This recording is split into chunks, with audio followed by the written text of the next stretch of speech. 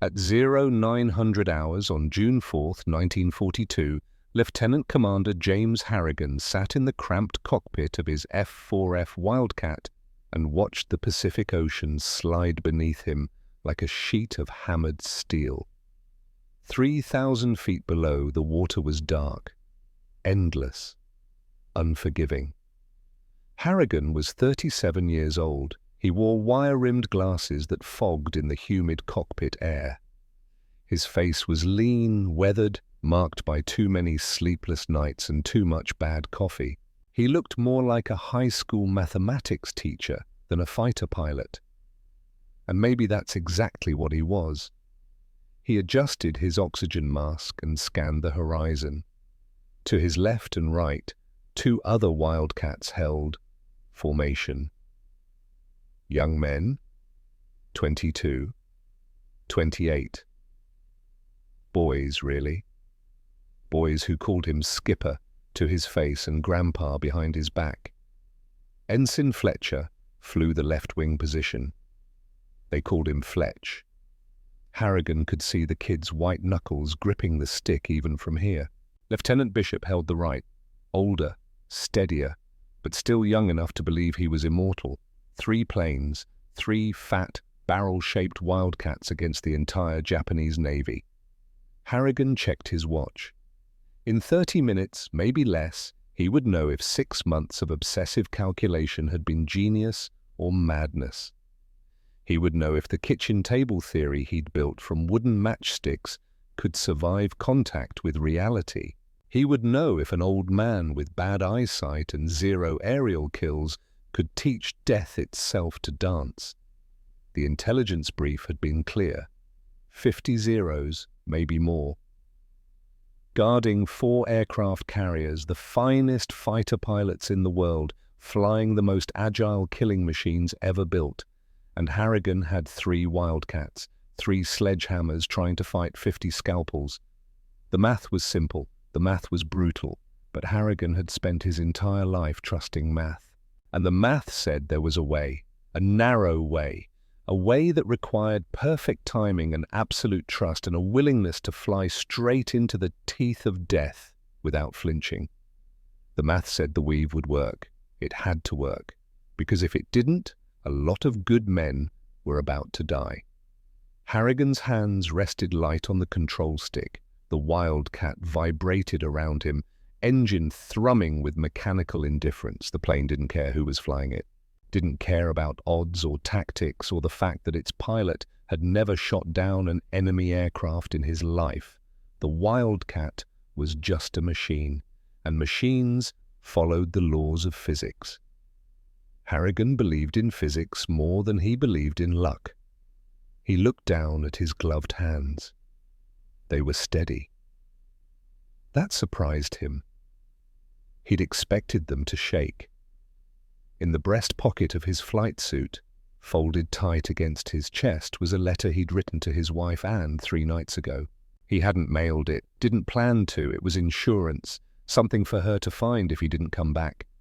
The letter said things he'd never been good at saying out loud. It said he loved her. It said he was sorry for all the nights he'd stayed up late with his matchsticks instead of coming to bed.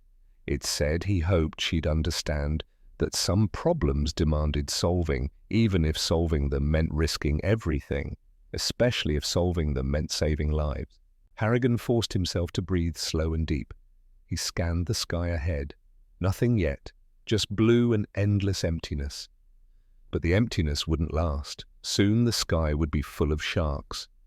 3 months earlier, Harrigan had stood in a cemetery in San Diego and watched them lower Lieutenant Devon Ashford into the ground. The day was bright, painfully bright, California sunshine that turned everything sharp and cruel. 21 men stood at attention in their dress whites. The honor guard fired 3 volleys that cracked across the hills like breaking bones. The bugler played taps, each note falling into the silence like a stone into deep water. Devon Ashford had been 25 years old. He'd been Harrigan's student, then his wingman, then his friend. Now he was a folded flag in his widow's hands. She was 7 months pregnant. Her name was Margaret. She stood dry-eyed and rigid as they handed her the triangle of fabric. She held it against her swollen belly and stared at the casket like she was trying to will it open through sheer force of rage. After the ceremony, after the others had filed away to their cars, Harrigan approached her. He didn't know what to say. There were no words that mattered, nothing that could undo what had happened. Margaret looked up at him. Her eyes were red but hard. "They told me he died a hero," she said. Her voice was flat, empty. "They said he engaged the enemy with courage and determination." Harrigan said nothing. "But you know what really happened, don't you, Commander?" Harrigan met her gaze. He owed her that much. "He tried to turn with a zero," Harrigan said quietly. "The zero turned tighter, got on his tail. Devon never had a chance." Margaret nodded, like she'd known, like she'd been waiting for someone to confirm it. "He died because they gave him a death trap," she said. "They gave him a plane that can't fight and told him to be brave, and now he's dead and I'm alone, and this baby will never know its father." She pressed the flag harder against her stomach. "They'll give me a pension," she continued. "They'll tell me he sacrificed for his country. They'll tell me to be proud." She looked directly into Harrigan's eyes. "But he didn't sacrifice, Commander. He was murdered. Murdered by arrogance and stupidity and machines that don't work." Harrigan felt something crack open inside his chest. "I'm sorry," he said. "It was inadequate, pathetic, but it was all he had." Margaret turned away, started walking toward the line of black cars. Then she stopped. "Find a way," she said without looking back. "Find a way so the next widow doesn't have to stand here holding a flag." Harrigan stood alone at the grave after she left. He looked down at the fresh earth, at the temporary marker with Devon's name and dates that proved how little time he'd been given. "I'll find a way," Harrigan said to the dead man. "I promise." It was a promise he didn't know how to keep, not yet. But he would find out. The problem was simple to state and impossible to solve. The Grumman F-4F Wildcat was a flying tank. Heavy, armored, built to take punishment and keep flying. American engineering at its most pragmatic. It could absorb damage that would shred other fighters into confetti, but in a dogfight, durability was a consolation prize for the man getting shot. The Wildcat was slow. It climbed like a refrigerator with wings. When you tried to turn it hard, the whole aircraft groaned and shuddered and fought you every inch of the way. The Japanese Mitsubishi A6M0 was the exact opposite. Light, fast, agile. Built from aluminum alloys that were stronger and lighter than anything the Americans had.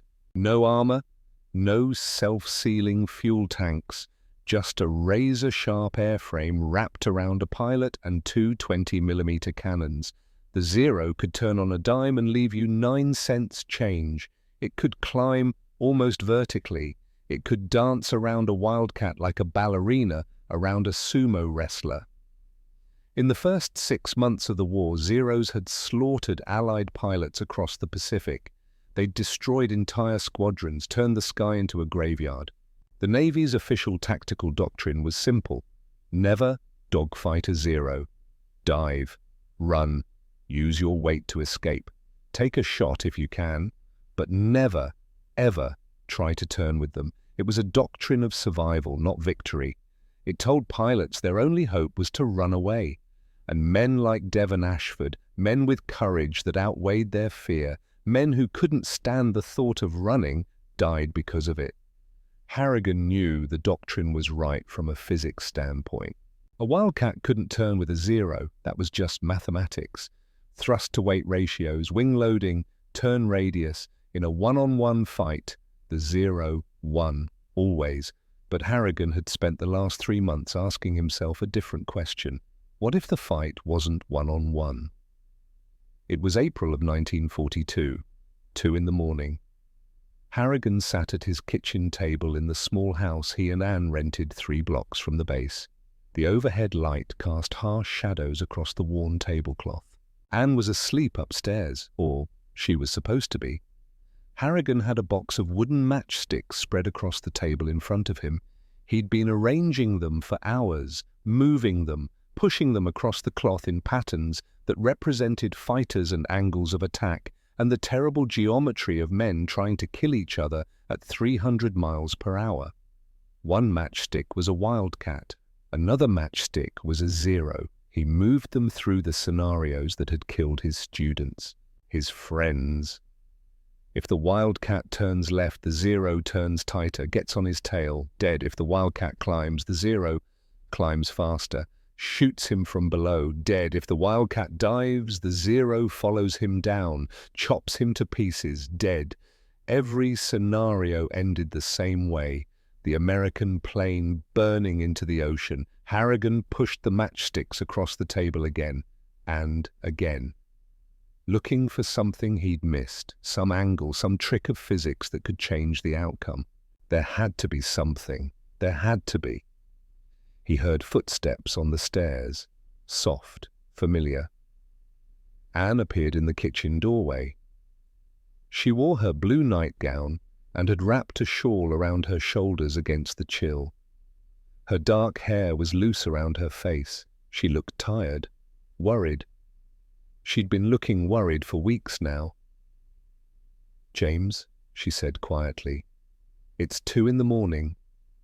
I know. You need to sleep." "I can't." Anne crossed to the table.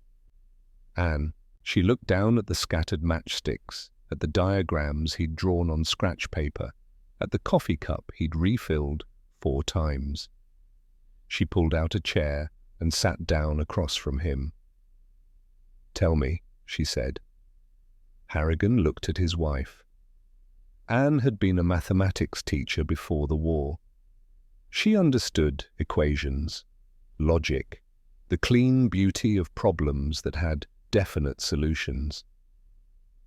"I keep running the scenarios," Harrigan said. 1 Wildcat against 1 Zero, and we lose every time. The math is against us. The Zero is just a better athlete." He moved the matchsticks again. "But what if," he said slowly, "the problem isn't the plane? What if the problem is the assumption?" "What assumption?" "That it has to be 1-on-1. Harrigan placed 2 matchsticks side by side, 2 Wildcats flying parallel. "What if 2 planes fly together, not in trail formation, not with the wingman behind, but side by side, spread out?" He moved a 3rd matchstick toward them, the Zero, attacking. The Zero comes in, fast, aggressive. He picks the leader, locks onto him. Harrigan moved the Zero matchstick toward the first Wildcat. In a normal fight, the leader would try to turn away. But what if he doesn't? What if when the Zero attacks, the leader turns toward his wingman? He pushed the first Wildcat matchstick to the right. And what if the wingman turns toward the leader? He pushed the second Wildcat to the left. The 2 matches crossed paths in the middle of the table. "They scissor through the sky," Harrigan said. His voice was getting faster, more intense. "And the Zero, chasing the leader, gets dragged right across the wingman's nose. Perfect broadside shot. The hunter becomes the hunted." He looked up at Anne. Her eyes were sharp, focused. She was seeing it now. "It's a geometric trap," she said. "Yes. You're using the enemy's aggression against him, turning his speed into a liability." "Ne?" "Yes." Anne studied the matchsticks. She reached out and adjusted them slightly, measuring angles with her fingers. "The timing would have to be perfect," she said. "If the leader turns too early, the Zero just breaks off. If he turns too late, he's already dead." "I know. And the pilots would have to trust each other completely. The leader is flying straight at a killer, presenting a broadside target. Every instinct says to run, but he has to trust that his wingman will cross his path at exactly the right moment." "I know." Anne looked at him. "James, this is either brilliant or insane." "I know that too." She was quiet for a long moment. Can you test it? I think so. And if it works? If it works, Harrigan said, we stop losing pilots. We stop sending boys up in coffins and calling it duty. Anne reached across the table and took his hand. Then you have to try, she said. Even if they think you're crazy, even if it scares you, you have to try. Harrigan looked down at the matchsticks arranged on the table. 2 planes crossing in the sky. Simple geometry, simple physics, maybe simple enough to work. I'll call it the beam defense position, he said. Anne smiled, just a little. I think you should call it the weave. Presenting the idea to command was like throwing meat to sharks. Harrigan stood in the briefing room of the San Diego Naval Air Station and laid out his diagrams on the table in front of 4 senior officers. Commander Aldrich Kane sat at the head of the table. He was 52, career Navy, a man who believed the manual was written for a reason and that deviation from the manual was how people died. He looked at Harrigan's diagrams like they were written in crayon. Let me understand this correctly, Harrigan, Kane said. His voice was dry, dismissive. You want to train pilots to turn into an attack instead of away from it? Yes, sir. You want them to fly straight while a 0 shoots at them. For a calculated moment, yes, sir. You want them to trust that another pilot, possibly hundreds of feet away, will cross their path at the exact right second to save them. That's correct, sir. Kane sat back in his chair. That's the stupidest thing I've ever heard. One of the other officers, a captain named Winters, leaned forward. Harrigan, you're an instructor, a good one, but tactics aren't your specialty. This is too complicated, too risky. In the chaos of combat with adrenaline pumping and bullets flying, pilots revert to instinct, and instinct says run when something is trying to kill you. With respect, sir, instinct is getting our pilots killed. The doctrine is sound, Kane said flatly. Hit and run. Use our altitude advantage. Don't dogfight. It works. It works if you define success as not dying, Harrigan said. It doesn't work if you define success as winning. The room went cold. Kane's jaw tightened. Commander Harrigan, I'm going to give you some advice. Stick to teaching basic flight skills. Leave tactics to the men who've actually seen combat. Before Harrigan could respond, the door opened. Captain Blade Martinez walked in. Martinez was 24 years old and already a legend, 12 confirmed kills. A natural pilot with reflexes like a cat and the arrogance to match. He wore his cap tilted just slightly off regulation. Walked with the swagger of someone who'd never lost a fight. He glanced at the diagrams on the table. What's this? Martinez asked. Kitchen table warfare? Commander Harrigan has proposed a new tactical formation, Kane said. I was just explaining why it won't work. Martinez picked up one of the diagrams, studied it for maybe 5 seconds. Then he laughed. The weave? Seriously? Old man, you want pilots to turn toward each other in the middle of a dogfight? Yes. You know what happens when 2 planes fly at each other? They cross paths. They collide, Grandpa. They turn into a fireball. This isn't a chalkboard exercise. This is real life. Martinez tossed the diagram back on the table. Stick to teaching kids how to land without killing themselves, he said. Leave the fighting to fighters. He walked out. The meeting was over. Kane stood. Harrigan, I appreciate your enthusiasm, but the answer is no. We're not teaching suicide tactics to our pilots. Harrigan gathered his diagrams slowly. Permission to test the formation on my own time, sir. Kane waved a hand dismissively. Do what you want in your spare time, Commander. Just don't come crying to me when you and your volunteers auger into the desert. But there was one man who didn't laugh. Vice Admiral Chester Ford was 62 years old. He'd served in the Navy for 40 years. He'd seen enough combat to fill 3 lifetimes and enough politics to make him cynical about both. He caught Harrigan in the hallway after the meeting. Walk with me, Commander. They walked in silence through the corridors of the base, out into the California sunshine. toward the flight line where mechanics were working on a row of Wildcats. "How many students have you lost, James?" Ford asked quietly. 17, sir." "Nay, 17 boys who trusted you to teach them how to stay alive." "Yes, sir." Ford stopped walking. He turned to face Harrigan. "I read your service record.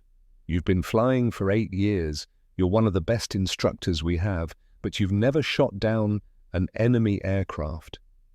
"No, sir." "Why not?" Harrigan was quiet for a moment. "Because I'm not a fighter pilot, sir. I'm a teacher. I analyze, I calculate, I think too much." "And that bothers you?" "Every day." Ford nodded slowly. "The young ones think they're invincible," he said. "Martinez, the other aces, they fly on instinct and adrenaline. They're fast, aggressive, natural killers." He paused. "But you know what they're not? They're not teachers. They can't explain how they do what they do. It's all feel, all reflex, and you can't teach feel." Ford gestured at the diagrams in Harrigan's hands. "But this is geometry, physics, something that can be taught, repeated, standardized." He looked Harrigan in the eye. "I'm too old to care about ego or politics, James. I care about one thing, bringing boys home alive. If your weave can do that, I want to see it." "Thank you, sir. But here's the reality. Command won't listen to me any more than they'll listen to you. We're the old men, the dinosaurs. They want young lions like Martinez."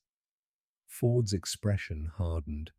"So you're going to have to prove it, not on paper, not in theory, in the air, against the best we have." "No." "How, sir?" "You're going to fight Martinez, you and a wingman against him solo. He'll use zero tactics, speed, aggression, energy fighting, everything the Japanese throw at us." Ford smiled. It wasn't a kind smile. "And you're going to beat him, with your matchstick theory, in front of witnesses." Harrigan felt his stomach drop. "Sir, Martinez is an ace. He'll what? Kill you? Then your theory was wrong and we saved lives by not teaching it. Or you'll win." "And then they'll have to listen." Ford put a hand on Harrigan's shoulder. "I'll arrange it for tomorrow morning, 0600, over the desert, low altitude so we can see everything."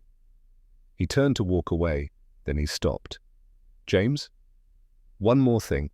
If you're going to do this, you need to actually believe it will work, because the moment you doubt, you die. And if you die, a lot of other men will follow you into the grave." Admiral Ford walked away across the tarmac. Harrigan stood holding his diagrams and wondering if he'd just signed his own death warrant. The matchsticks had looked so simple on the kitchen table. In the air, against a killer like Martinez, they might just be kindling. The desert air was cold at 0600 hours. Harrigan stood on the tarmac watching the sun break over the mountains east of San Diego. The light came harsh and horizontal, turning the landscape into sharp angles of golden shadow. 3 Wildcats sat on the flight line, engines cold, waiting. Harrigan had spent the night going over the numbers again, calculating angles, timing, distance, the mathematics of life and death, reduced to diagrams on scratch paper. He hadn't slept. Anne had made him coffee at 4 in the morning. She'd kissed him at the door and told him to trust the geometry, trust himself. He wished he could. Now he stood in his flight suit watching mechanics prep the aircraft and wondering if he was about to prove himself a fool in front of the entire base. Admiral Ford arrived in a staff car. He climbed out slowly, stiff from age and old wounds. Behind him came a small crowd, officers, pilots, mechanics. Word had spread. The old instructor was going to fight Blade Martinez. It was either going to be a lesson or a funeral. Martinez pulled up in a Jeep 20 minutes later. He jumped out wearing his flight suit and that cocky grin that made younger pilots worship him and older officers want to slap it off his face. He walked up to Harrigan. "Morning, Grandpa. Ready to get schooled?" "Ready to fly, Captain," Martinez laughed. I'm going to come at you with everything the Japs throw. High side passes, boom and zoom, slashing attacks. I'm going to show you why the weave is a fantasy. We'll see. Who's your wingman? Ensign Fletcher. Martinez looked over at the young pilot standing near the Wildcats. Fletch was 22, fresh out of flight school, nervous. You're trusting your life to a kid who probably hasn't logged 100 hours? I'm trusting the mathematics. Martinez shook his head. Your funeral, old man. The briefing was simple. Ford stood in front of the assembled crowd and laid out the rules. This is a tactical evaluation exercise. Captain Martinez will fly solo and employ 0 attack patterns. Commander Harrigan and Ensign Fletcher will fly the proposed weave formation. Exercise will continue until one side achieves kill position 3 times or 15 minutes elapsed. Ford looked at Martinez. Captain, you will attack as aggressively as you would in actual combat. No safety margins. Then he looked at Harrigan. Commander, if this goes wrong, you have about 3 seconds to break off before you kill yourself and that ensign, understood? Yes, sir. Then get airborne. Harrigan strapped into his Wildcat and went through the pre-flight checklist with mechanical precision. Fuel, check. Oil pressure, check. Ammunition, training rounds, harmless, but the gun cameras would record every trigger pull, every firing solution. He looked to his right. Fletch sat in his cockpit. The kid's face was pale, scared. Harrigan keyed his radio. Fletcher, listen to me. You remember what we practiced? Yes, sir. Don't think. Don't hesitate. When I call the brake, you turn. Hard. Trust the angle. Trust the distance. Sir, what if I'm too close? You won't be. The geometry doesn't lie. And if it does? Harrigan was quiet for a moment. Then we die together. And at least we tried. Not exactly inspiring, but it was honest. The Wildcats fired up one by one. The big radial engines coughed and roared and settled into that deep mechanical thunder that made the ground shake. Harrigan felt the vibration through his seat, through his bones. This was real now. No more matchsticks, no more theory. Just physics and blood and the sky that didn't care which one of them was right. They took off in sequence. Harrigan first, then Fletcher, then Martinez in trail. The Wildcats clawed into the morning air and turned east toward the desert. Below, the base grew smaller. The crowd of watchers became dots on the tarmac. At 5,000 feet, Harrigan leveled off. He throttled back and let Fletcher form up on his wing, not behind, not in trail, but beside him, separated by 1,000 feet of empty air. "Ready position," Harrigan called. "Line abreast formation. Hold your altitude. Hold your spacing." "Roger, skipper." Martinez climbed above them, 8,000 feet, positioning himself like a 0 would, high, fast, ready to dive. Admiral Ford's voice crackled over the radio from the ground observation post. "Exercise is live. Captain Martinez, you are cleared to engage." Harrigan's hands tightened on the stick. He scanned the sky above, looking for the black dot that would become death falling out of the sun. There. Martinez rolled inverted and dove. The Wildcat came down like a hammer, nose pointed straight at Harrigan. Speed building, 400 miles per hour, maybe more. This was the Zero's preferred attack. The high side pass. Use gravity and speed to build energy. Slash through the formation. Kill with one burst, climb back up and reset. It was devastating. It was also predictable. Harrigan watched Martinez grow larger in his windscreen.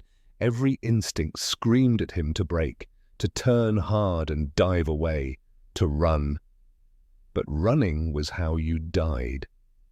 "Steady," Harrigan said over the radio, to Fletcher, to himself. "Let him commit." Martinez was 500 yards out now, 400, 300.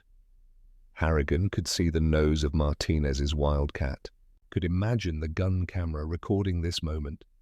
The old man, frozen, too scared to move. 200 yards. If this were real combat, Martinez would be firing now. His guns would be shredding Harrigan's plane into scrap metal. 100 yards. "Now!" Harrigan shouted. "Brake right! Hard!" Harrigan yanked the stick right and kicked the rudder.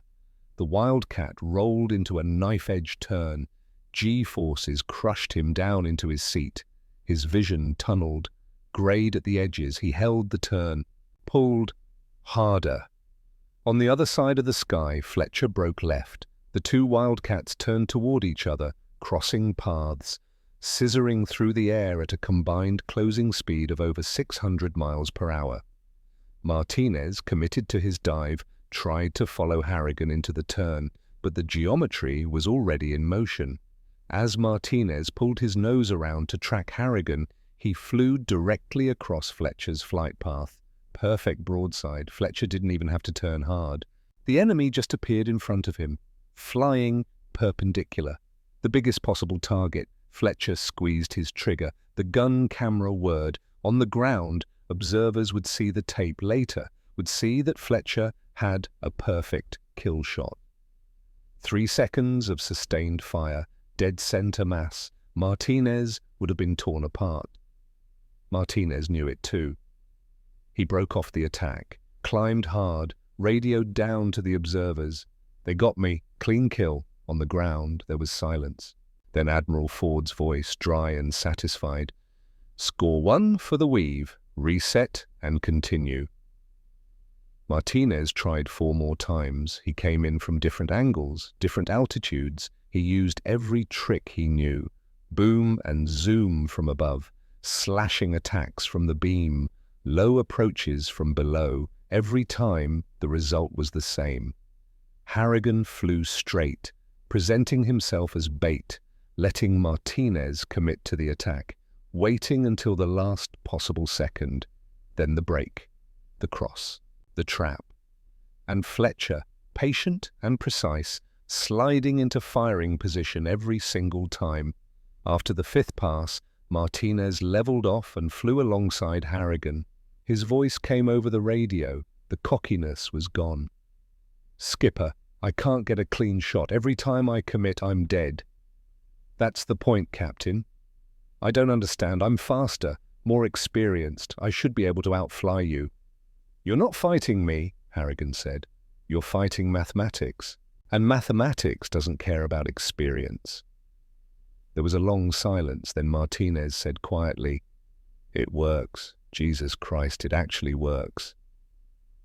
They landed 20 minutes later. The crowd was waiting. Harrigan climbed out of his cockpit slowly. His legs were shaking. Adrenaline crash. His flight suit was soaked with sweat despite the cold morning air. Martinez walked across the tarmac. The young captain stopped in front of Harrigan. Then he did something that shocked everyone watching. He saluted, not the casual salute of routine military courtesy, a real salute, sharp, respectful, the kind you give to someone who just taught you something that might save your life. "Sir," Martinez said, "I apologize. I called you an old man. I said you were playing at tactics. I was wrong." He lowered his hand. "That weave is the most lethal thing I've ever seen, and I want to learn it." Admiral Ford walked up. He looked at Harrigan. "Well, Commander, you've proved your point. The question now is, can you teach it to others?" "Yes, sir." "How long would you need?" 2 weeks of intensive training, maybe 3. Ford shook his head. "You don't have 3 weeks. You don't have 2 weeks." He pulled a folded paper from his jacket pocket, handed it to Harrigan. "Intelligence report came in this morning. Japanese fleet is moving, 4 carriers heading toward Midway. They'll be in position within 72 hours. Harrigan felt his stomach drop. "Sir, I can't train the entire fleet in 3 days. I'm not asking you to train the fleet. I'm asking you to prove the weave in actual combat, against real zeros, against real Japanese pilots who are trying to kill you. Ford's expression was hard, uncompromising. You'll take 12 Wildcats, escort mission for torpedo bombers. The Japanese will throw everything they have at you. If the weave works, you'll survive. If it doesn't, well... He didn't finish the sentence. He didn't need to. You ship out tomorrow at 0600. Get your men ready. Admiral Ford walked away. Harrigan stood holding the intelligence report and feeling the weight of it settle over him like a burial shroud. 3 days. 3 days to turn theory into doctrine. 3 days to teach men to trust each other with their lives. 3 days before the sky over Midway turned into a slaughterhouse. The next 72 hours blurred together into a nightmare of drills and briefings and sleepless nights. Harrigan assembled his squadron, 12 pilots, most of them young, some of them experienced, all of them scared once they understood what they were being asked to do. He drilled them relentlessly. They flew the weave over the California coast, again and again, cross and reset, until their arms ached from fighting the heavy controls, until they could judge the distance and timing by instinct alone. Some of them got it quickly. Natural teachers like Fletcher, who trusted the geometry because the math made sense. Others struggled, fought against every instinct that said don't turn toward danger. Harrigan worked with each man individually, showing them the angles, walking them through the physics, making them understand that the weave only worked if they believed in it absolutely. Doubt would kill them faster than bullets. On the second night, Harrigan sat in the ready room and wrote out the tactical manual. He drew the diagrams, calculated the optimal separation distance, 1,000 feet, close enough to support, far enough to create the crossing angle, the break angle, 45 degrees, the timing. Wait until the enemy is committed. Wait until you can see his eyes. Then break. Trust your wingman. Trust the mathematics. Trust yourself. He finished writing at 3 in the morning. His hand was cramped. His eyes burned. Anne found him slumped over the desk. She didn't say anything, just brought him coffee and sat beside him. "Are you ready?" she asked finally. "No." "Are you going anyway?" "I have to." Anne took his hand. "Come home, James. Please. Just come home." He wanted to promise her he would, but he'd made enough promises to people who were counting on him. He didn't want to make one he might not be able to keep. June 3rd, 1942. The USS Yorktown carved through the Pacific swells, her flight deck rolling with the motion of the sea.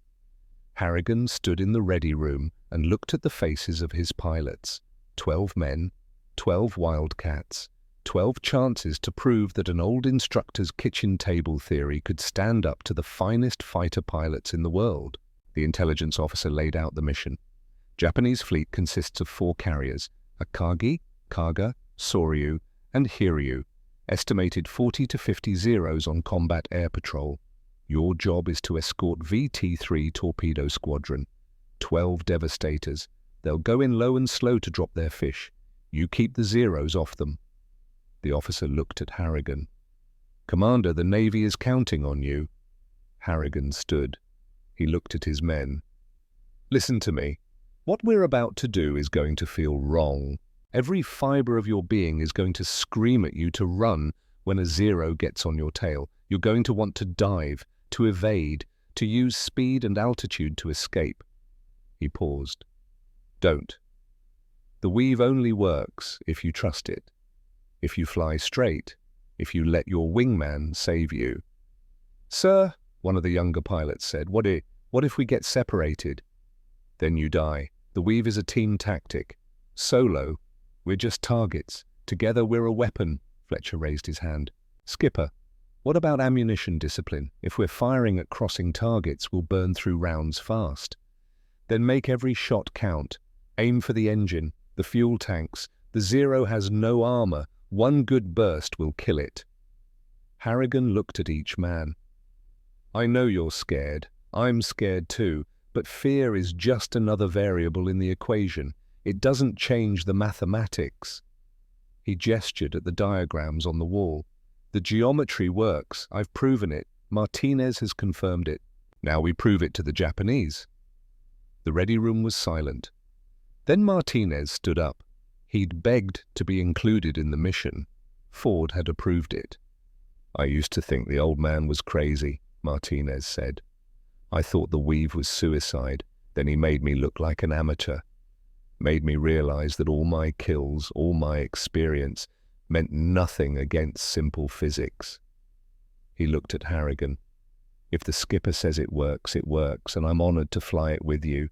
One by one, the other pilots stood. They didn't say anything. They didn't need to. The room understood. They were committed June 4th, 1942, 08:30 hours.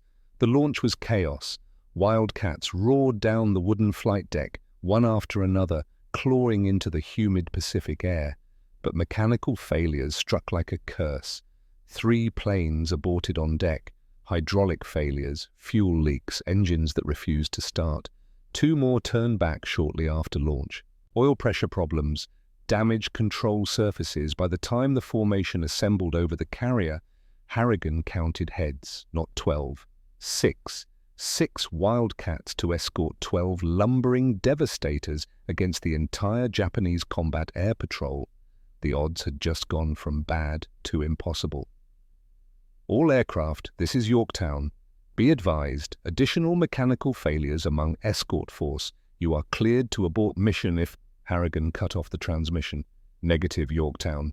We're proceeding to target. He switched to squadron frequency. Listen up. We're down to 6 birds. That means we fly tighter, smarter, no mistakes. Pair up. Fletcher, you're with me. Martinez and Bishop take the second element. Rains and Kowalski, your element 3. He paused. Execute the weave exactly as trained. Trust your wingman, trust the geometry. We're going to make 6 Wildcats feel like 60. They flew toward the Japanese fleet. The ocean below was endless blue, empty, peaceful. But ahead, on the horizon, Harrigan could see the dark shapes of ships. And above those ships, the sky was full of zeros. 40, the intelligence had said.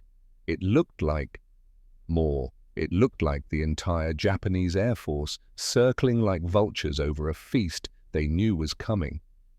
Then the radio crackled. It was Rains. Skipper, I'm losing fuel pressure. Port tank is venting. I can't hold it. Harrigan's jaw tightened. Can you make it back to the carrier? If I turn now, maybe. Then go. Bishop, go with him. Don't fly solo. Roger, skipper. 2 more Wildcats peeled off, heading back toward the Yorktown. Harrigan counted again. 4. 4 Wildcats. No. 3. Because just then, Kowalski's engine started trailing black smoke. I'm hit, Kowalski said. Confusion in his voice. No, wait, not hit. Engine's seizing. I'm losing power. Can you maintain altitude? Negative, I'm going down. Harrigan watched the 4th Wildcat drop toward the ocean. Kowalski would ditch. If he was lucky, he'd survive. If he was very lucky, a destroyer would pick him up before he died of exposure. If. Harrigan was left with Fletcher and Martinez, 3 Wildcats, 3 planes against 50 Zeros to protect 12 helpless devastators. The mathematics had suddenly become very, very ugly. Martinez's voice came over the radio, tight, controlled. Skipper, this is insane. We should call it off. Harrigan looked down at the torpedo bombers flying low and slow beneath them. 12 crews, 36 men, counting on him. Negative, we proceed. Sir, I said we proceed, Captain. Form up, line abreast, 1,000 feet separation. There was silence, then Fletcher's voice, young, scared, but steady. I'm with you, Skipper. And Martinez. Affirmative. Let's show these bastards what 3 old Wildcats can do. Harrigan allowed himself the smallest smile. "We're not old, Captain. We're experienced. There's a difference." The Japanese fleet grew larger on the horizon, and above it, the Zeros began to dive. The sky was about to become a slaughterhouse. But James Harrigan had spent 6 months preparing for this moment. 6 months with matchsticks and diagrams and calculations. 6 months teaching death to dance. Now it was time to see if death had learned the steps. The first Zero came at them like a falling star. Harrigan saw it drop from 15,000 feet, a black speck that grew larger with terrifying speed.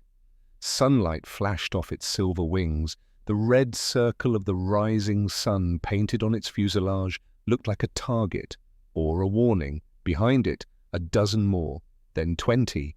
Then the entire sky seemed to fill with them. Harrigan had read the intelligence reports, had studied gun camera footage from earlier battles, had tried to prepare himself for what it would look like when the Japanese committed their full strength. Nothing could have prepared him. The Zeros fell on them like wolves. They came from above, from the sides, from angles Harrigan hadn't even considered.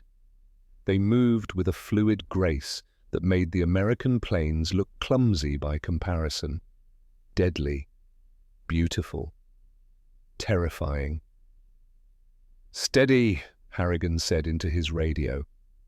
His voice was calm, almost conversational. "Let them commit. Fletcher, hold your line. Martinez, maintain separation." "Roger, Skipper." "They're coming fast, sir." "I see them. Hold." The lead Zero selected Harrigan as its target. Good, that was the plan, be the bait. The Japanese pilot was aggressive, confident. He'd probably shot down a dozen American planes already, probably thought this would be easy. 3 fat Wildcats flying in a loose formation. Target practice, he dove steeper, building speed, his cannons would be loaded. His finger on the trigger, waiting for the range to close. 800 yards, 600. Harrigan flew straight and level, presenting a perfect broadside target. Every instinct in his body screamed at him to brake, to dive, to run. He thought about the matchsticks on his kitchen table. He thought about Anne telling him to trust the geometry. He thought about Devon Ashford in the ground and the promise he'd made. 400 yards, the Zero's nose lit up, muzzle flashes. The Japanese pilot was firing early, eager. Tracers streaked past Harrigan's canopy like angry fireflies, 200 yards. "Now!" Harrigan shouted. "Brake right hard!" Harrigan rolled the Wildcat right and pulled. The stick came back into his gut. G-forces crushed him down into his seat. Blood drained from his head. His vision narrowed to a tunnel. On the other side of the sky, Fletcher broke left. The 2 Wildcats turned toward each other, crossing, scissoring. The Zero, locked onto Harrigan, followed him into the turn. The Japanese pilot was good. He pulled hard, trying to keep his gun sight on target. His plane responded like a dancer, tight, precise, but the geometry was already in motion. As the Zero turned to follow Harrigan, it flew directly across Fletcher's nose. Perfect deflection shot. Fletcher didn't hesitate, didn't think, just did exactly what Harrigan had drilled into him for 3 days straight. He squeezed the trigger. 4 .50 caliber machine guns opened fire. The heavy bullets walked across the Zero's fuselage in a line of destruction. No armor to stop them, no self-sealing tanks to contain the damage. The Zero's engine exploded. The entire front section of the aircraft disintegrated into a cloud of aluminum fragments and burning fuel. The pilot didn't even have time to scream. What had been a killing machine 3 seconds ago was now flaming wreckage tumbling toward the ocean. Fletcher's voice crackled over the radio, shaking, awed. "Skipper, I got him. I actually got him." "Good shooting, Fletch. Now find the next one." Harrigan leveled his wings and scanned the sky. Another Zero was diving on Martinez, fast, aggressive. Martinez called his own weave. His wingman wasn't there anymore, but Harrigan was. They crossed paths. The Zero flew into Harrigan's guns. This time, Harrigan was the shooter. He squeezed the trigger and watched his tracers tear into the enemy's wing root. The fabric ripped, the spar snapped, the entire wing folded back, and the Zero tumbled out of control. At 37 years old, after 8 years of flying, after being mocked as an instructor who'd never seen real combat, James Harrigan finally had his first aerial kill. But there was no time to feel anything about it, because 15 more Zeros were already diving. The next 20 minutes became a blur of violence and physics. Harrigan called the brakes. Again and again, his voice steady over the radio even as bullets punched holes in his wings and shattered his canopy glass. Fletcher, brake left, Martinez right, cross and reset. Again, now.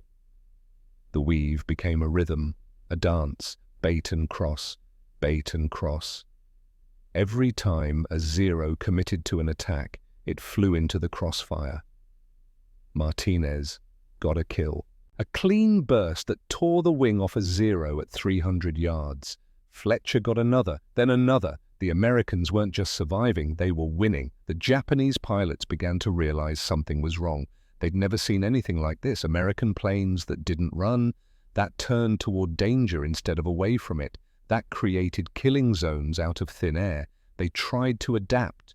Some Zeros tried to attack from below. Harrigan called a vertical weave, same geometry, different axis. Others tried coordinated attacks, 2 or 3 Zeros at once from different angles. Harrigan split his tiny formation, created multiple crossing points, turned the sky into a maze of intersecting fire. The Zeros kept dying. And then something remarkable happened. A particularly skilled Zero pilot, flying with the precision of a veteran ace, came at Harrigan from the perfect angle, high side pass at exactly 30 degrees, textbook Japanese tactics. The same attack pattern that had killed Devon Ashford. That had killed 17 of Harrigan's students. The kind of attack that should have been impossible to counter. But Harrigan didn't react like those pilots had. He didn't panic, didn't jink wildly, didn't waste energy on desperate evasion. He calculated. In the 2 seconds between seeing the Zero commit and feeling the first bullets hit his plane, Harrigan's mind worked through the problem like an equation. Dive angle, 30 degrees. Closure rate, 500 knots. Distance to firing position, 400 yards. Time until optimal break, 3 seconds. His brain processed aerial combat like a mathematical proof. Every variable accounted for, every outcome predicted. This was what 8 years of teaching combat theory looked like. This was what happened when you turned war into geometry. Harrigan waited. The Zero closed, 300 yards, 200. Harrigan's thumb hovered over the radio switch, 100 yards. Brake right, now! He pulled into the turn at the exact microsecond when the Zero was committed but not yet in position to fire. Fletcher crossed from the opposite side, but this time Harrigan didn't need Fletcher to take the shot. As the Zero followed Harrigan's turn, it presented its belly, its most vulnerable angle, and Harrigan, still in his turn, pulled lead, aimed not at where the Zero was but where it would be. Deflection shooting, the hardest shot in aerial combat, the kind that required instinct and experience and a feel for the physics of flight. Harrigan squeezed the trigger. His tracers arced through the sky in a perfect curve. The Zero flew directly into the stream. The bullets shredded the cockpit, killed the pilot instantly. The plane rolled inverted and fell. Martinez watched it happen from 1,000 feet away. His voice over the radio carried pure disbelief. "Skipper, how did you—" That was a deflection shot, the kind that takes 100 combat missions to learn. Harrigan's response was calm, matter of fact. "I've been teaching combat theory for 8 years, Captain. I know every attack pattern, every angle, every mistake." He paused. "I just never had a chance to prove it until now." Martinez understood then. The old instructor wasn't surviving through luck. He was dominating through knowledge. All those years of analyzing gun camera footage, of studying Japanese tactics, of teaching young pilots what to watch for, of running scenarios in his head while younger men slept. Harrigan had built a library of aerial combat in his mind, and now, in the crucible of actual battle, that library was worth more than youth or reflexes or natural talent. Experience wasn't a weakness, it was the deadliest weapon in the sky. The student had become the master, not despite his age. Because of it, but the toll was mounting. Harrigan's plane was a flying wreck. Bullet holes stitched across his wings, his hydraulics were leaking. One of his guns had jammed, his canopy was cracked, spiderwebbed with impact points.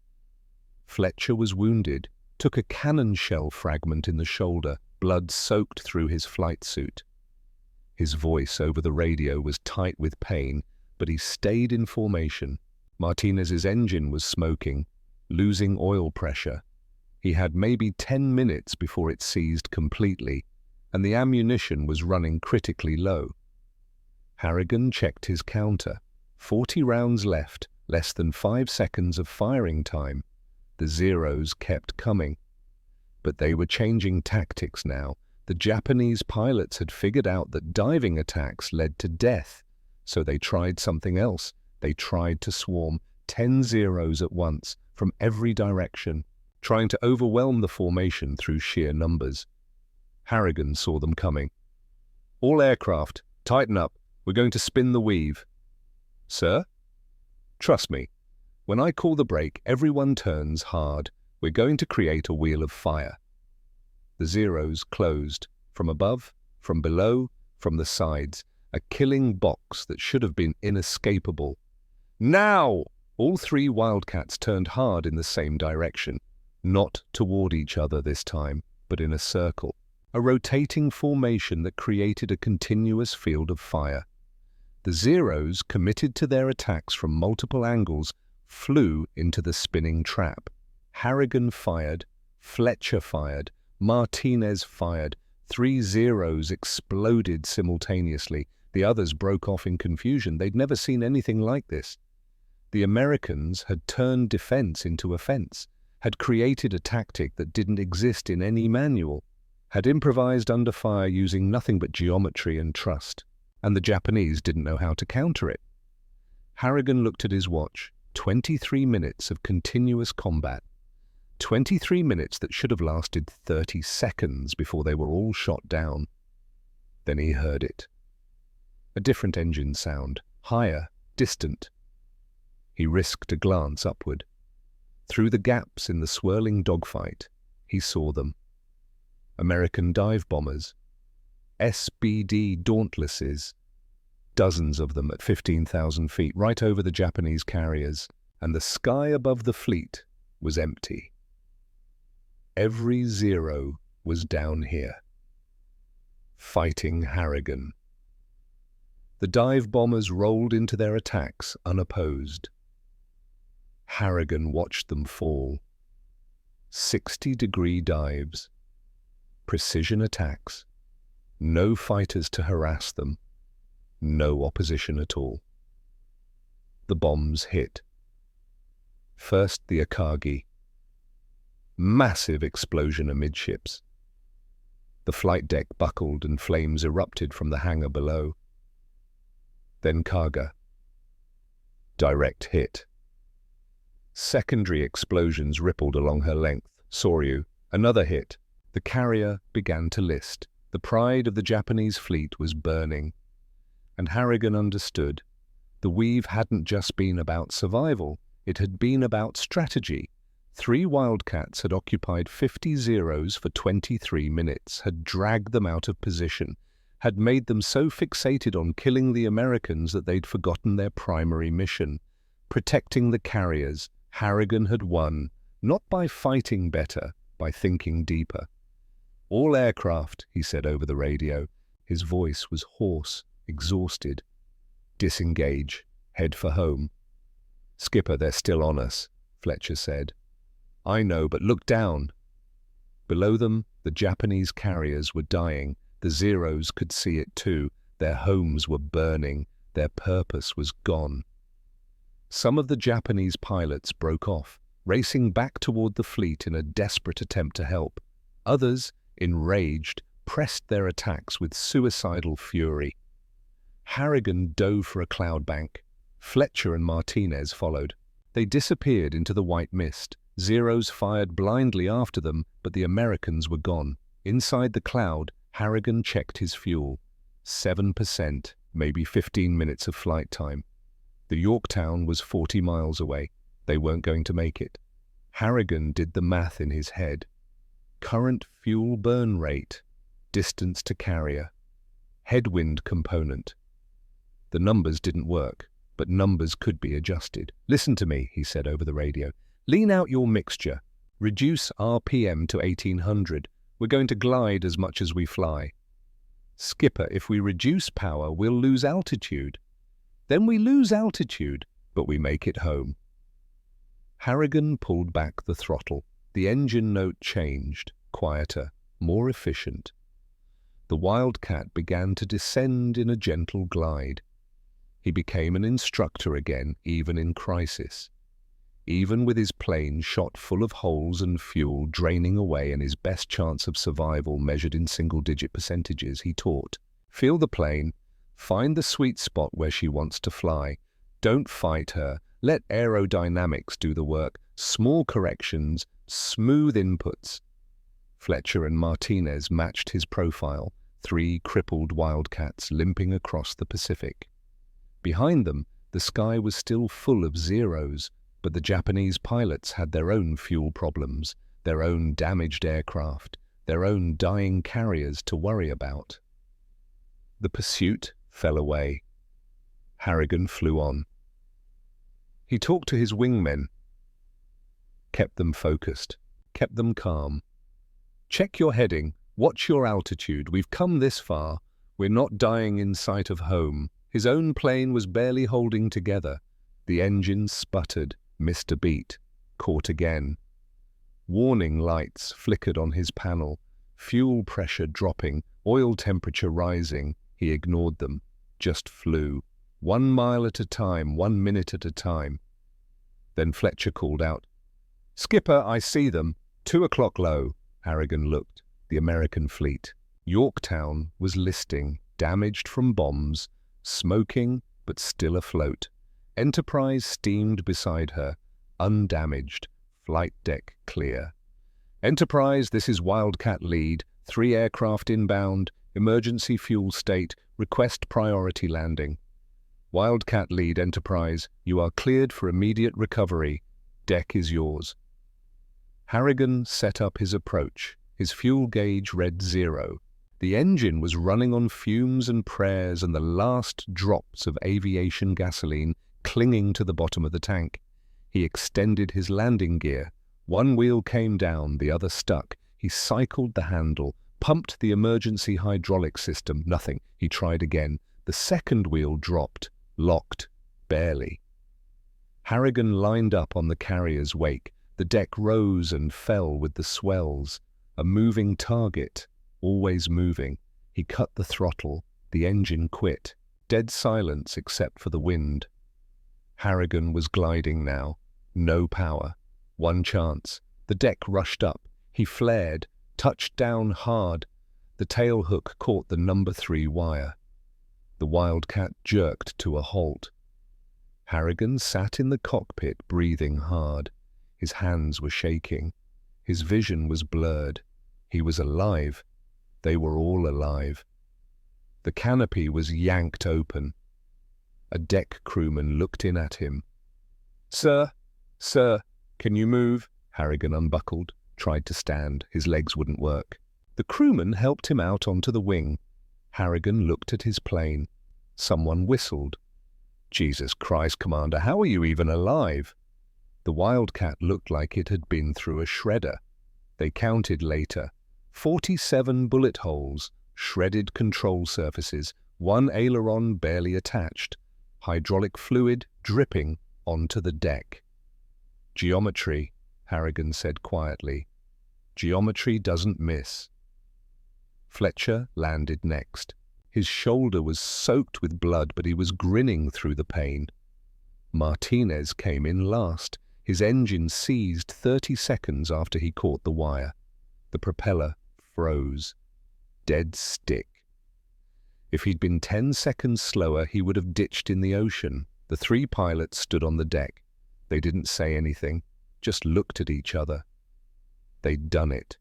3 Wildcats against 50 Zeros, 7 confirmed kills, 0 American losses, and they'd changed the course of the entire battle. The debriefing room was packed. Every officer on the Enterprise wanted to hear what had happened. Harrigan sat at a table with a cup of coffee he couldn't drink because his hands shook too much. An intelligence officer asked him questions. How many zeros? 50, maybe more. How long did you engage? 23 minutes continuous. How many kills? 7 confirmed, possibly more. How did you survive? Harrigan looked up at the officer. We used a tactical formation called the Weave. 2 or more aircraft flying line abreast create mutual support and overlapping fields of fire. When one plane is attacked, both planes turn toward each other. The attacking aircraft is forced to fly through the crossfire. The room was silent. It works, Harrigan said. It works against superior aircraft, superior pilots, superior numbers. It works because it's physics. And physics doesn't care about anything except the math. Admiral Ford pushed through the crowd. He looked older than he had 3 days ago. The battle had aged everyone, but he was smiling. Commander Harrigan, walk with me. They went out onto the deck. The sun was setting. The ocean was burning orange and gold. Behind them, the Yorktown was still burning too. She'd taken more damage after Harrigan landed. Torpedoes from a Japanese submarine, she was going down, but the Japanese had lost 3 carriers, Akagi, Kaga, Soryu. The 4th, Hiryu, would sink tomorrow. The balance of power in the Pacific had shifted, and 3 Wildcats had made it possible. I have new orders for you, Ford said. Sir? You're being pulled from combat operations. Harrigan felt something cold in his chest. Sir, I can still fly. I can... You misunderstand, Commander. This isn't a punishment. It's a promotion. Ford handed him a folder. Effective immediately, you are Chief Tactical Instructor for Pacific Fleet Fighter Operations. Your job is to teach every pilot in the Navy how to fly the Weave, to turn it from theory into doctrine. But, sir, I just proved I can fight. You proved something more important, Ford interrupted. You proved you can think, you can teach, you can take impossible odds and make them survivable. The Admiral put a hand on Harrigan's shoulder. James, you could go back to combat. Get yourself killed being a hero, or you can save hundreds of lives by teaching them what you know. Which one serves the greater good? Harrigan was quiet for a long time.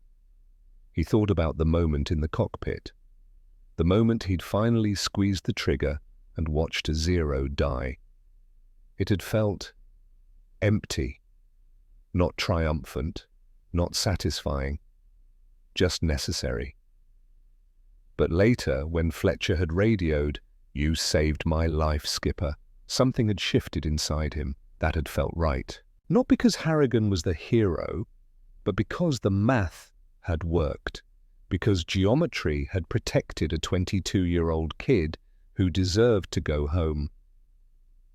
Sir, Harrigan said slowly, when I was in that cockpit, getting shot at, I realized something. What's that? I wasn't scared of dying. I was scared of being wrong. Scared that my theory would fail and good men would die because I'd been arrogant enough to think I was smarter than I actually was. Ford nodded. And when it worked? When it worked, I didn't feel proud. I felt relieved because it meant I could teach it, could pass it on, could make sure it outlived me. Harrigan looked at the Admiral. I don't want to be a fighter pilot, sir. I never did. I just wanted to solve the problem, and now that I have...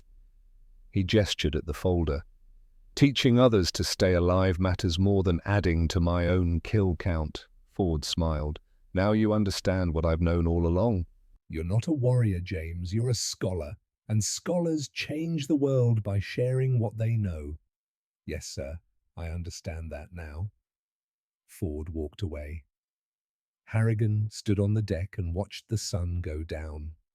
His war was over, but his mission was just beginning.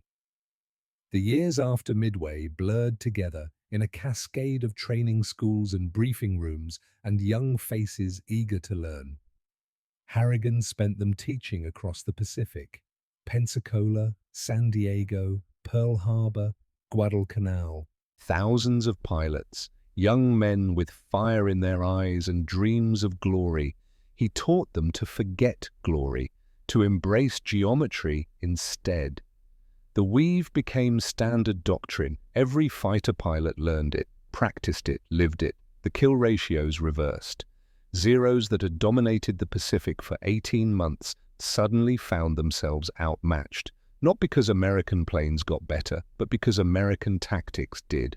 By late 1943, Japanese pilots were reporting in debriefs about the American scissors that made their Zeros vulnerable. They couldn't understand how slow, heavy Wildcats were killing their agile fighters. Harrigan kept meticulous records. 412 pilots confirmed that the weave had saved their lives in combat. 412 men who came home because an old instructor had spent a night moving matchsticks on a kitchen table. In 1943, the Navy introduced the F-6F Hellcat, a plane that was faster and more powerful than the Zero. The pilots still flew the weave because good tactics transcended technology. In 1944, Japanese kamikaze attacks began. Harrigan developed a new defensive formation, the Big Blue Blanket, fighter patrols that intercepted suicide planes 50 miles from the fleet, layered defense, overlapping coverage, the same geometric principles that made the weave work. It saved dozens of ships. Hundreds of sailors. Harrigan never flew combat again after Midway, but he fought every day nonetheless, with chalk and blackboards and patient explanations, with the certain knowledge that every pilot who learned the weave was a life saved, that every geometric principle he taught was a widow who wouldn't have to stand at a grave. 1967, Vice Admiral James Harrigan stood at the podium at the Naval Academy and looked out at the assembled officers. He was 62 years old now, retired after 40 years of service. His hair was white, his glasses thicker, his hands marked with age spots and old scars from that day over Midway. But his mind was still sharp. His voice still carried the quiet authority of a man who'd proven every word he ever spoke.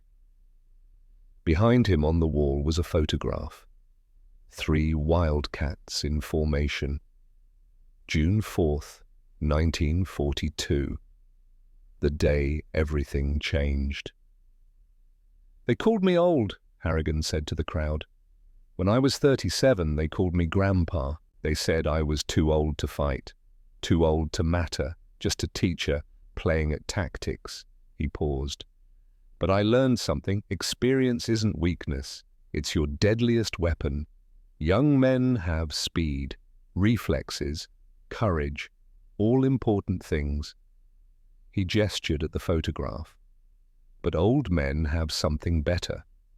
We have patience, we have perspective, we have the wisdom to solve problems instead of just reacting to them." In the front row, Captain Martinez sat listening. He was 49 now, still flying, still teaching younger pilots the lessons Harrigan had taught him 25 years ago.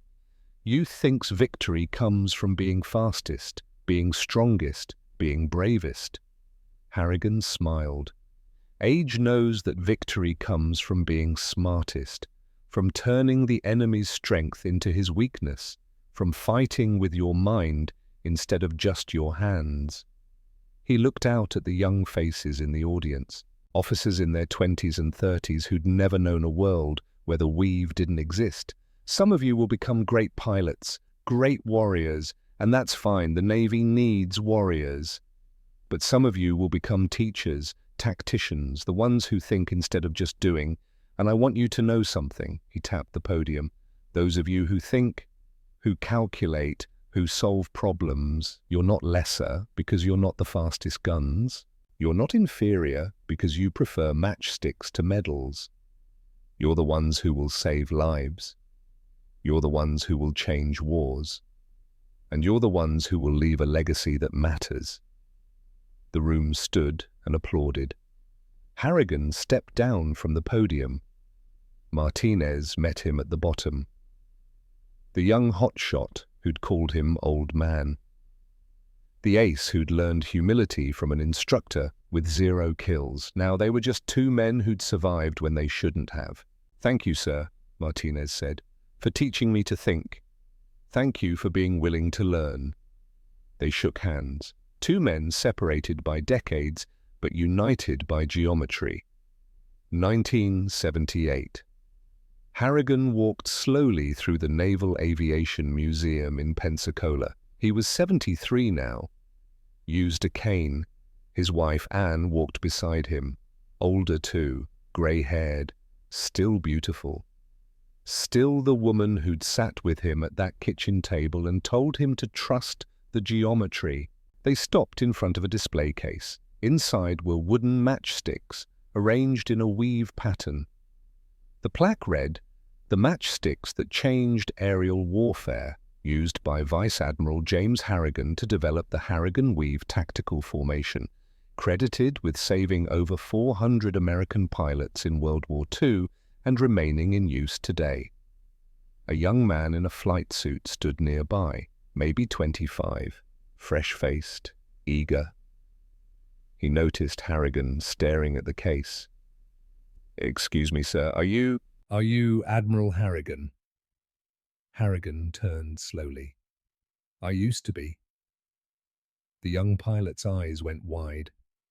"Sir, I just finished flight school. They taught us your weave. It's still part of the core curriculum. We practice it in F-14S now." "Is it now?" "Yes, sir. My grandfather flew Hellcats in the Pacific. He said the weave saved his life in 1944, over the Philippines." The young man stuck out his hand. "I wouldn't be here if you hadn't figured it out. My grandfather, my father, me." "We owe you everything." Harrigan shook his hand. "You don't owe me anything, son. I just did the math." "It was more than math, sir." "No, it really was just math. Simple geometry, simple physics. Anyone could have figured it out." "But you're the one who did." Harrigan looked back at the matchsticks.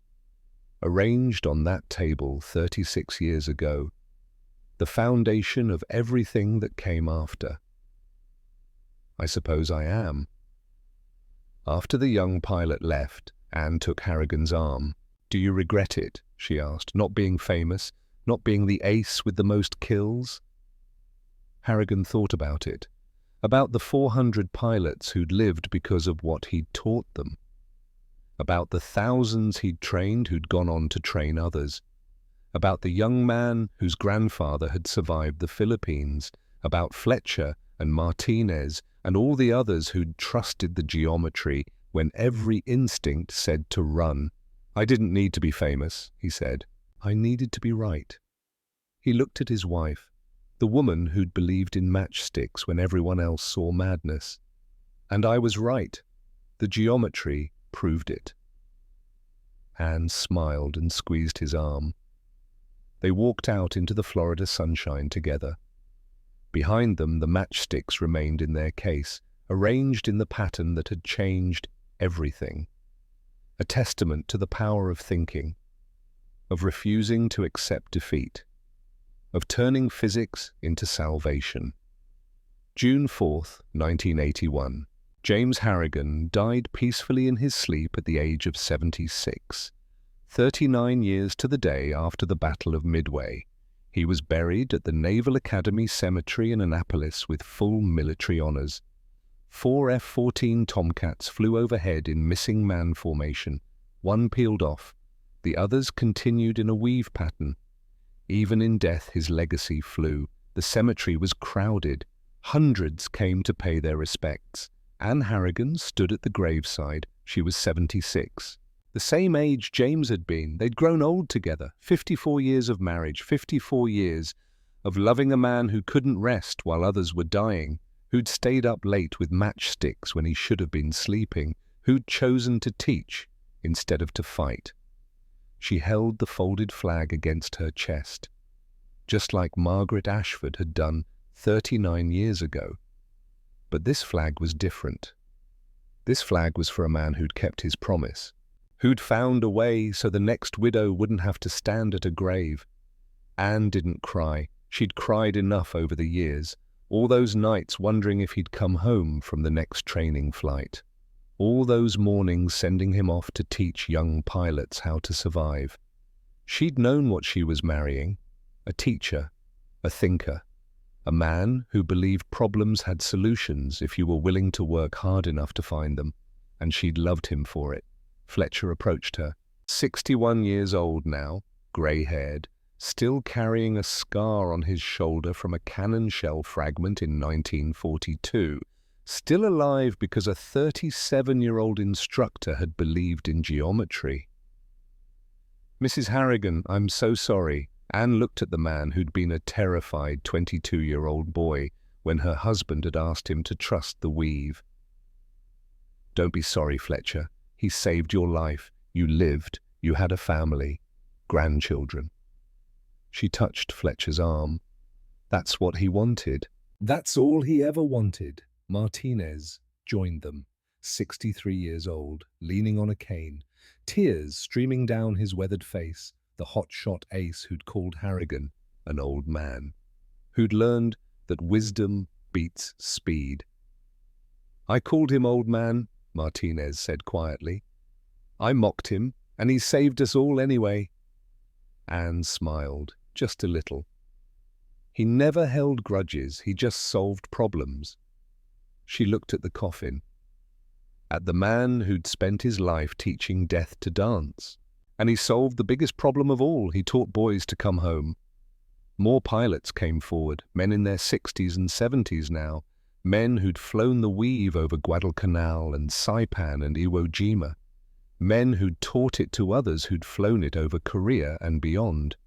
Each one stopped to pay respects to the woman whose husband had saved them, to the woman who'd believed in matchsticks. The headstone was simple: Vice Admiral James Ghost Harrigan, 1905 to 1981, the man who taught death to dance. But carved below that was something else, something Harrigan had requested years before, a simple equation: 2 planes, 1 enemy, geometry, the mathematics of survival, the legacy of matchsticks. The weave outlived its creator by decades. It's still taught today. Fighter pilots in jets that fly faster than sound still learn the basic principle. Mutual support, overlapping fields of fire, turn into the attack. The technology changes, the aircraft evolve, but the physics remains, and somewhere in every aviation museum, in every tactical manual, in every briefing room where young pilots learn to fight, there's a reference to the instructor who proved that wisdom beats youth, that thinking beats speed, that geometry beats courage, that 3 matchsticks arranged on a kitchen table can change the course of history if you're willing to trust the math, if you're willing to fly into death without flinching, if you're willing to be right instead of famous. James Harrigan was all those things. He took a problem that had killed hundreds, solved it with matchsticks and patience, proved it with his life, and taught it to thousands who passed it on to thousands more. The sky remembers. The pilots remember, and every time a formation of fighters executes a weave, turning toward danger instead of away from it, they echo the lesson of that morning over Midway, when 3 old Wildcats taught the world that sometimes the craziest idea in the room is the only one that can save you, that sometimes the old man everyone dismisses is actually the smartest person there, that sometimes victory doesn't go to the swift, sometimes it goes to the weaver.